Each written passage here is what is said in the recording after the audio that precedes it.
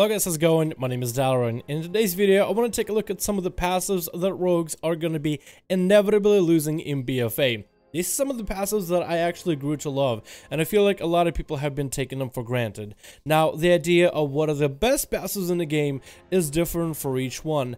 I could go over and talk about every damage buff that we have for artifact weapons, but I feel like that would make for a dull video. I could also talk about the passives we've had maybe in WoD, Mob, Wrath, Kata, BC, and maybe even go as far back and research how rogues really truly played back in vanilla, since I never really played. But instead, I feel like that would just be too broad of a video. I want to focus on what Legion really granted us, mostly with artifact weapon abilities. A lot of passives from our artifact weapons are already making their way, slowly but surely, either from active effects onto our talent bar, or simply passives baked into the classes, or simply added through Azerite power. I feel like the Azerite pieces of gear and the different bonuses they bring have a potential to bring some of these passives that are definitely taken for granted and are going to be sorely missed once BFA comes out. So this video is going to list the passives that I know that I'm going to miss in BFA, and I'm kind of hoping that they somehow, one way or another, make it into our classes either through passives, talents, or Azerite pieces. Starting off with our list, I think the best trait is cat-like reflexes for Subtlety.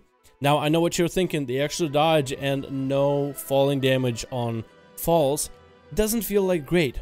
If you're thinking, okay, in a raid situation or in a dungeon, you can't really utilize this. In PvP, I guess you have the passive effect, but you're not really falling off of skyscrapers or anything. In BGs, if you're falling off of AB when you get blown off by a shaman, and you know what's gonna happen, you're gonna get thunderstorm one day, having this as a trait is just a godsend. You're not gonna die to any fall damage, which makes you feel almost invulnerable. Subtlety is one of those specs that has a lot of control, so you usually shouldn't even let your enemies do anything. But let's say you find yourself in a peculiar situation where you need to fall down. Maybe you intentionally want to jump off a cliff in order to get to the bottom that much faster. I have done this multiple times. I kept a relic in my Subtlety weapon since Legion for the longest time, because at the time I was sinking all of my AP into my Outlaw weapon. I kept that relic with feline swiftness in order to always have the ability to swap to Subtlety and jump off of a high ledge and survive the fall. And honestly, that trait on its own, I've used so many times. It is probably one of the most used passes that I have so far. It is so nice, it is so convenient, and not being able to do that as Subtlety in BFA, I feel like there's going to be a situation where I'll find myself wanting to jump off a cliff, and I'll forget that I no longer have my weapon or no longer have the trait. And that's gonna feel terrible. On the real note with Subtlety, the trait of energetic stabbing is gonna feel a little weird. Subtlety is overall going through a fair amount of changes in BFA, and you are losing a lot of active and passive abilities to generate energy. Your artifact weapon being the biggest one. I would say the second biggest and maybe the best passive for energy regen is energetic stabbing. As you sink shadow strikes, cheap shots, and backstabs into the enemy, especially useful in PvP, you're able to have a chance to refund some of that energy back.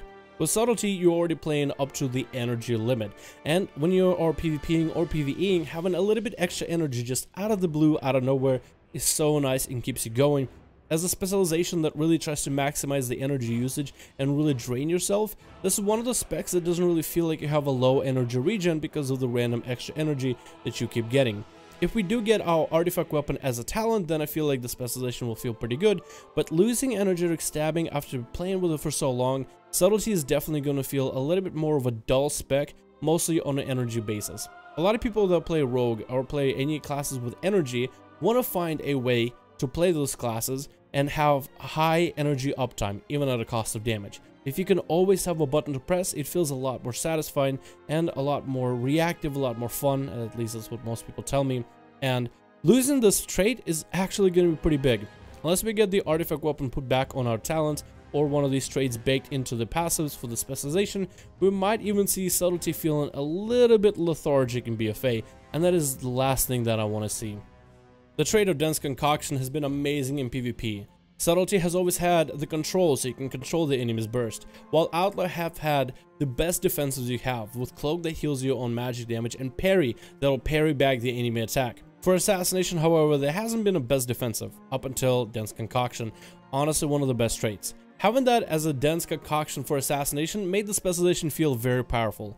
In single player PvE content, you could take on any mob, any rare, any world boss if you wanted to in some cases, and take so little damage from them if you were able to combine dense concoction on an ability that would otherwise one-shot you.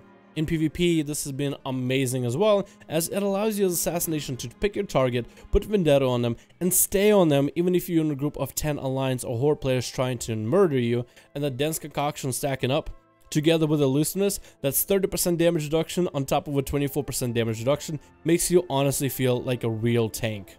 I am definitely going to miss Shadow Swiftness. This trait on its own, I feel like modified the ability of Shadow Step and gave it more than one use for it. Of course, Shadow Step is a mobility ability, but when you add evasion on top of it, now you have an ability that's usually a mobility, but now you have an extra effect, so you have more than one use for it. Shadow Step now gets more than one use, where you can use Shadow Step to a friend, Shadow Step to a foe to catch up to them, but you can also use Shadow Step in a defensive manner.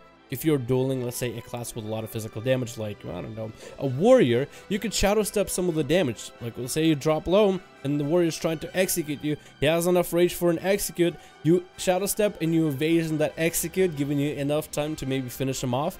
I honestly think having abilities where it's a mobility, or a defensive, or an offensive, or any kind of ability with a more than one effect makes it a lot more fun to play, and gives the player a lot more room to play around with how you want to play your class. Deception is going to be sorely missed because of the GCD changes in BFA. I haven't got to try the GCD changes, but being able to use Sprint that will activate a free feint off of global cooldown while you're bursting is amazing. Imagine being surrounded by a bunch of mobs and a lot of AoE damage is going to be going out in a Mythic Plus. As Subtlety or Assassination, you have to bank some energy just to press the feint, so you can at least survive the encounter. With Outlaw, you can sink all your energy into damage, and once the AoE damage comes out, just press Sprint.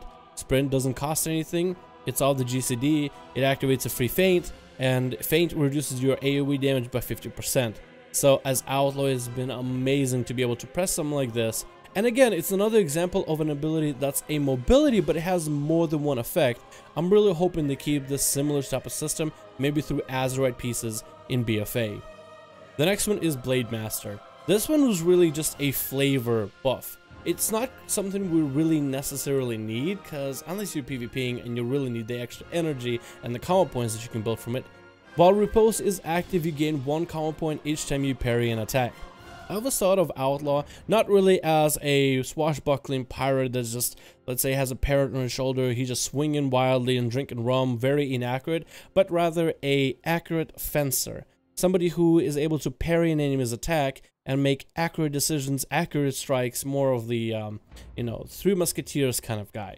So repost has been an awesome ability. In terms of combo point generation, I can run into PvP situation, and when I have 5 melees hitting me, every few seconds I just get full combo point bars. In PvE as well, this allows you a little bit extra damage, but also combo point generation. I love that flavor of the ability, and I am gonna miss something like this. It's not something I was able to wildly utilize, but something like this I would love if this were to come back into BFA. I really like the idea of a fencer, or the part for combat rogues and outlaw that we can all read in the flavor text, can stand toe to toe with their target. There's a lot of classes that can stand toe to toe, summoning, I don't know, death magic, holy magic, fire magic, or really any kind of abilities that they might have. As a rogue, you don't really have any of these things, you just have some dirty tricks. But to be able to stand toe to toe with an ability like repost that gives you extra combo points on a parry, it just sounds like a great flavor ability. I feel like in some case, the artifact weapons ruined some of the class design. Not in a bad way, but more like Blizzard spoiled us. They gave us so many of these passive abilities and active abilities, and to lose all of those in a single expansion is definitely going to be weird. I know they're trying to replace a lot of those abilities with new talents and new passives and some of the different mechanics for how our classes should be playing, even baking some of the artifact weapon abilities, legendary effects, 2-piece, 4-piece bonuses from current tier set of raids into Azerite pieces of gear. So we don't really have to lose all of these utilities. But we are going to lose a bunch of them in a single go. And losing some of these with how BFA is shaping up, I am definitely going to miss majority of them. So anyway, let me know you guys your thoughts in the comments below on the passives. Are there any passives that I missed that you will actually enjoy? I didn't try to cover every single damage passive just because I felt like you could cover just about every single one. I tried to cover the ones that I felt like added something to the gameplay, or added something interesting to the gameplay, or were super useful in one way or another. Thank you guys so much for watching. I hope you enjoyed. Let me know your thoughts in the comments below. Likes, subscribes, and hit the notification bell are always appreciated. And I'll see all of you guys in another video.